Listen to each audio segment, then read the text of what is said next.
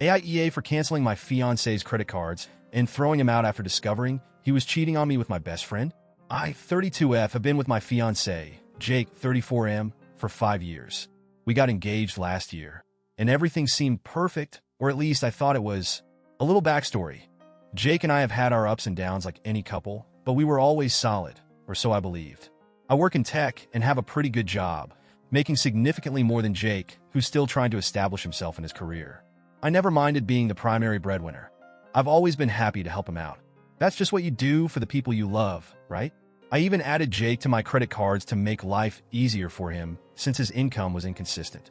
My best friend, Emily, 31F, has been in my life since college. We met during our freshman year and hit it off instantly. Over the years, she became more like a sister to me than just a friend.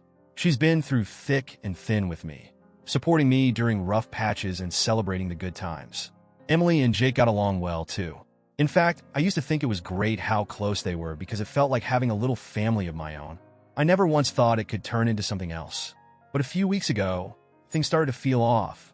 Jake became unusually distant. He was glued to his phone, constantly texting, and even started taking calls in another room. When I asked him about it, he brushed it off, saying it was just work stress or dealing with some personal stuff he didn't want to burden me with. At first, I bought it. I've always trusted him, and I didn't want to be the paranoid, nagging fiancé. But it kept getting worse. Jake's behavior was textbook suspicious. Late nights, unexplained absences, and always being secretive with his phone. It was driving me crazy. I confided in Emily about it, and she comforted me, saying Jake was probably just stressed and needed space. She even told me not to worry, that things would go back to normal soon. And then the bomb dropped. One night, after Jake came home late again, he fell asleep on the couch with his phone right next to him. My gut was screaming at me that something wasn't right. I know some of you will judge me for this, but I picked up his phone. He didn't have a password because he always said he had nothing to hide. Well, that night I discovered he had been hiding a lot. I found a series of explicit messages between Jake and Emily. They were talking about meeting up behind my back, about the things they'd do together, and worst of all, about a future they were planning. One that clearly didn't include me. I felt physically ill reading their messages, my heart pounding out of my chest. I couldn't believe the two people I trusted most in the world were doing this to me. It felt like my whole reality shattered in that moment. There were messages about how they'd been sneaking around for months, how they were meant to be, and even discussions about when Jake was going to end things with me.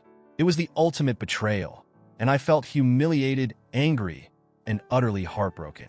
The next day, when Jake was at work, I decided I wasn't going to sit around and wait for him to throw my life into further chaos.